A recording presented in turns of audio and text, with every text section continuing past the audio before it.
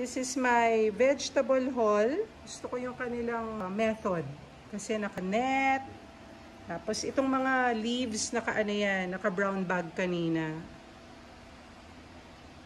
Oh, what a beautiful day.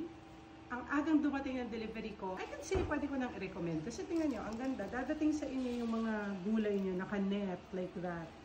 So, this is giant kamote siya, no? Giant.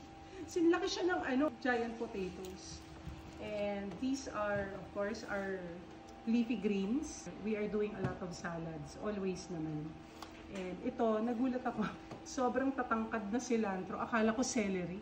And we have onion leeks. Very good for Korean recipes and anything with sabaw. Hindi lang namin ito pinang-topping. Kinakain talaga namin yan. Marble potatoes kasi ang mahal ng big potatoes.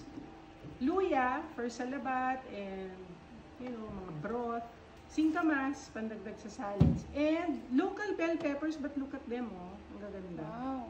Malalaki. Pipino for salads also. I have two kinds of onions, red and white, para depende sa recipe. Tapos ayoko na mahirapan, kaya ito na in-order ko, peeled na garlic.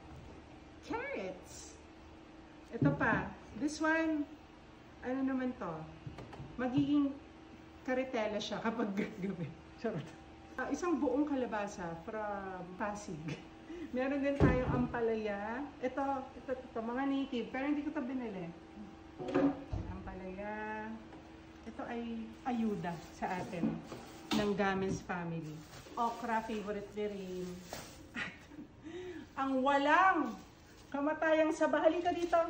Saba, Peter. Pakita natin. Ito po ang kinakain ng mga bodybuilder at yung mga ganyang katawan. So, alam nyo na, ha? So, this is our vegetable and food haul for the next 2 weeks siguro to. Kayang-kaya.